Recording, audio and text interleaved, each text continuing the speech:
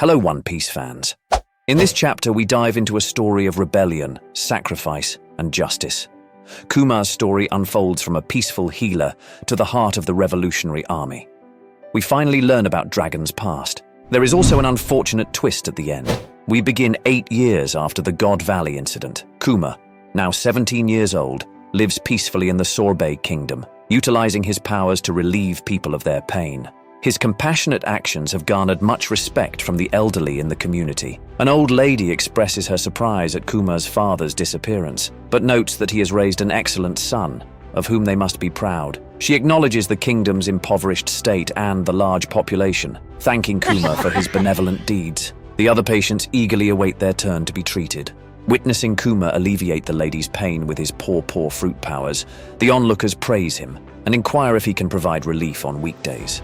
To Ginny's annoyance, now 21 years old, she interjects with a yell. He can't, he can only do Sundays. Ginny's annoyance deepens as she observes the way these people treat the church as if it were a camp or a hospital, all without offering any payment for Kuma's services. The old folks, however, find her stinginess amusing and remark on her foul mouth, mentioning that it hasn't deterred many admirers due to her beauty. As other visitors drop by seeking Kuma, expressing how his presence calms them, Kuma is touched by their sentiments. Ginny, on the other hand, retorts that he pampers these people excessively. One of the elderly individuals explains that they would be willing to pay if they could, but the heavenly tribute has made it challenging for them to make ends meet. The Sorbet Kingdom has a new king named Bakori, and he's gained a reputation as a cold-blooded tyrant. He heartlessly sends sick individuals who can't afford the tribute to a dreadful prison where they eventually succumb to starvation, as he refuses to provide them with food. Upon learning of the king's actions, someone exclaims, "What a stingy king!"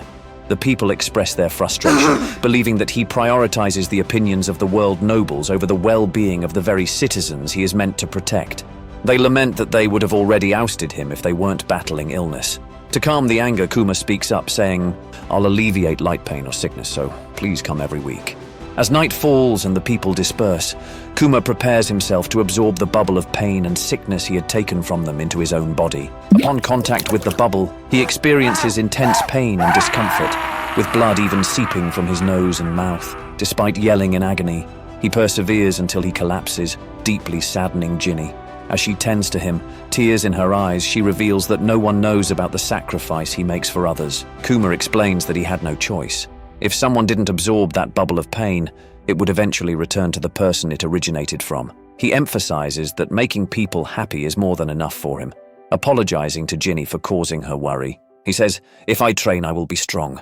Concerned for his health, Ginny states, but that's not the problem. Trying to shift the focus, Kuma suggests they eat the food they have, bringing joy to Ginny, who jumps with happiness. The two are then seen sharing a meal together. 5 years later, Ginny takes the initiative to propose to Kuma, but he rejects her. This frustrates Ginny, and she exclaims, "Let's do it! You love me, don't you? I'll make you happy!" However, Kuma states that he is already happy. In reality, he harbors fear due to his buccaneer blood, concerned that Ginny might suffer as he and his mother did. To shift the conversation, Kuma brings up the freedom fighters and the protests they've initiated in every kingdom. The world government has finally issued a warrant for them. Kuma shares his admiration for Monkey D. Dragon, expressing the desire to set out to sea someday and spend his life helping others. As Kuma opens the door in response to a knock, suitors greet him, presenting fish for Ginny. He gladly accepts the fish, while Ginny throws a bucket at his head, calling him stupid as he is seemingly oblivious to the situation. Jumping forward 3 years, Kuma, now 25, demands that the kingdom's soldiers release all the people they've kidnapped. In response, they refuse, labeling him a big monster and challenging him to defy the kingdom's army. They recognize him as the pastor from the southern city and argue that the law permits them to use the kidnapped individuals as they see fit.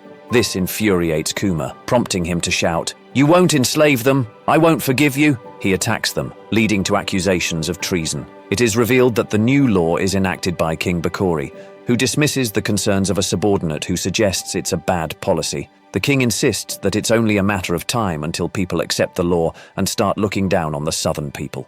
King Bakori has divided the Sorbet Kingdom into 2 distinct halves.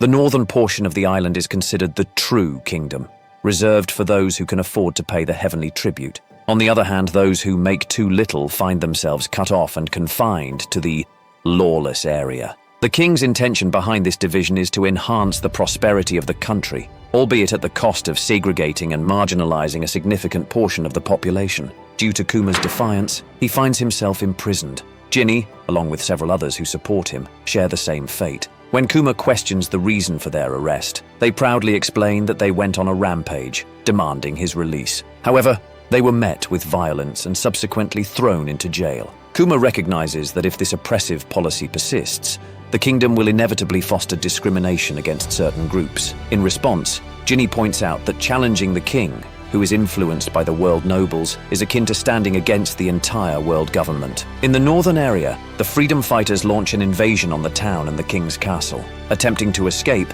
the king finds himself blocked by Ivankov, who exclaims, "Do you think I will let you escape, you fake world noble apes?" While Dragon dismissively refers to him as an insect. The townspeople celebrate, rejoicing in the liberation from the oppressive government and the end of the slave policy. Dragon and Ivankov eventually discover Kuma and Ginny locked up.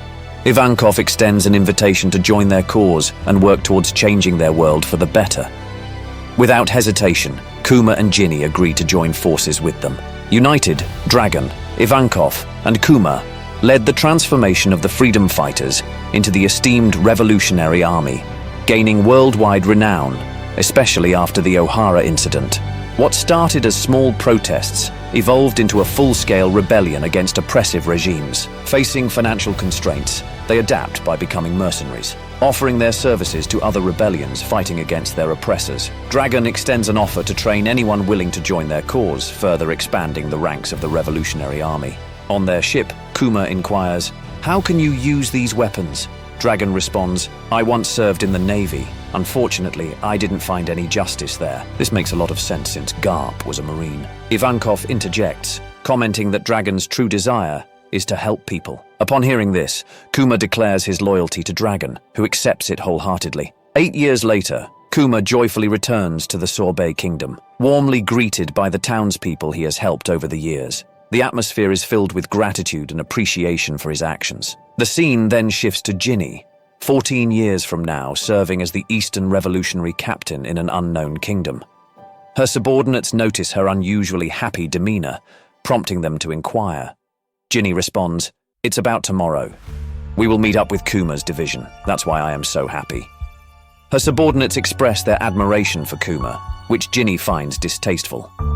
However, just before the much-anticipated reunion, an unfortunate twist unfolds as the silhouette of an unknown figure approaches. A distress call from headquarters reaches Dragon, revealing that Ginny has been captured by an unexpected enemy. The chapter concludes with a sense of uncertainty and tension. Thank you for watching. If you want to know what happens in the next chapter, don't forget to like, subscribe, and share.